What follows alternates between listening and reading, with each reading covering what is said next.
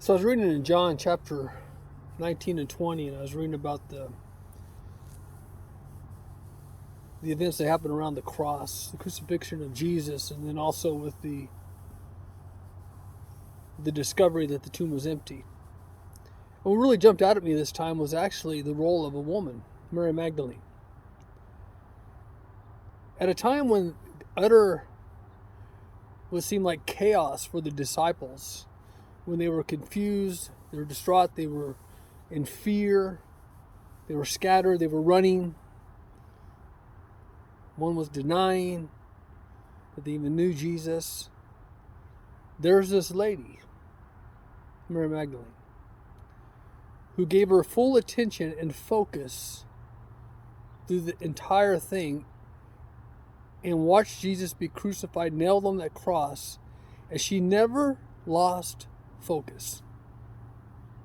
She completely gave her attention to the person of Jesus.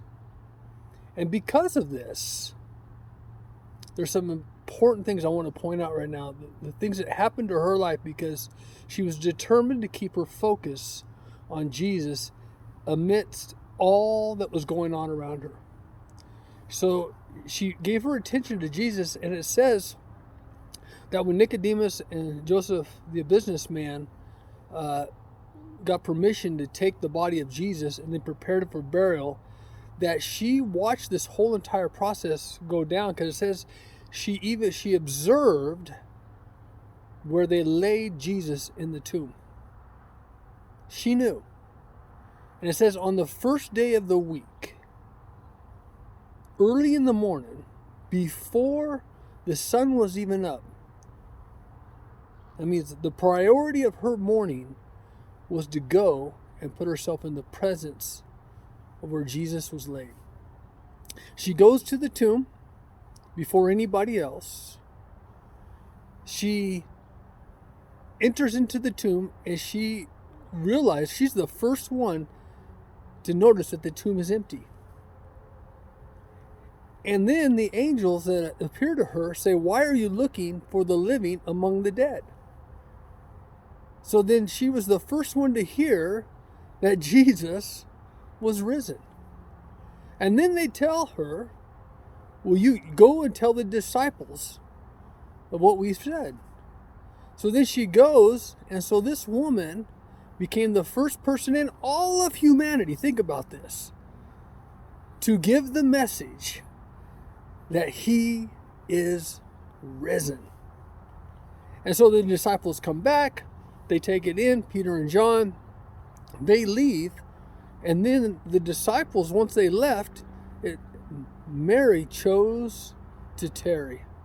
She chose to remain at that place. And because of that, she got to see Jesus. She was the very first to see Jesus in his resurrected in the form. Think about it. She didn't lose focus. She gave her attention to Jesus. So therefore she observed where he was. And because of that, she was first in the morning.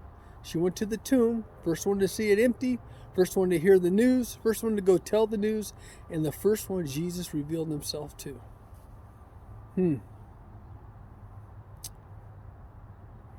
If we'll keep our eyes on Jesus amidst all that is around us, he'll reveal himself to us in a deeper way. You know, it makes me think of how our phones take these, what's called a portrait picture.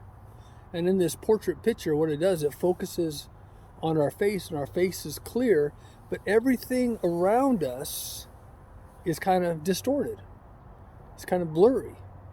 So we don't lose sight of the real important thing in the picture. And isn't that what Paul is pointing out to us when he wrote to the Philippian church? He says, "I just want to know Jesus more." Here he was, an old man. He said, "I just want to know Jesus more. I just want to be found in him, and I want to be conformed to him in his death and his resurrection."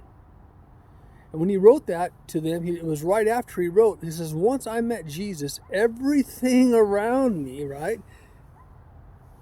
became diminished." it wasn't as important as it used to be. And what Paul is saying is that as more mature I get in Christ, the more I need to focus on Him. And here's the reason why. And we think, man, Paul, didn't you know enough already? Haven't you, pursued Him enough? Don't you know Him well enough? But see, Paul understood this little thing, this one thing that is the most important thing. The more you pursue Jesus, the more you find the real you. See, Jesus is the creator of all things. By Him all things exist, and He holds all things together. And so, wouldn't you think, if we pursue the one that created us, if we pursue the one that holds us together, we pursue the one that empowers us to fulfill our purpose and our destiny, what are we going to discover? The real us. Our real purpose, the real plans He has, and the real power that He gives us through His grace to accomplish all that He's asked us to do. So I want to encourage you, whether your life is filled with business stuff or what we would call ministry stuff, even though they're all the same. Really, ministry is not something we go and do. It's who we are each and every day.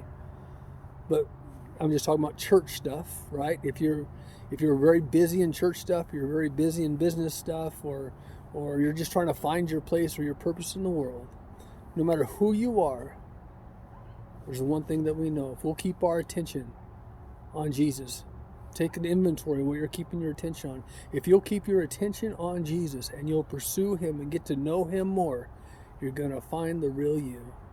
You're going to find your purpose. And life will all make sense because you're fulfilling what God has for your life. Be like Mary Magdalene. And make sure that you make Him priority and you make Him first. Hope this blesses you today.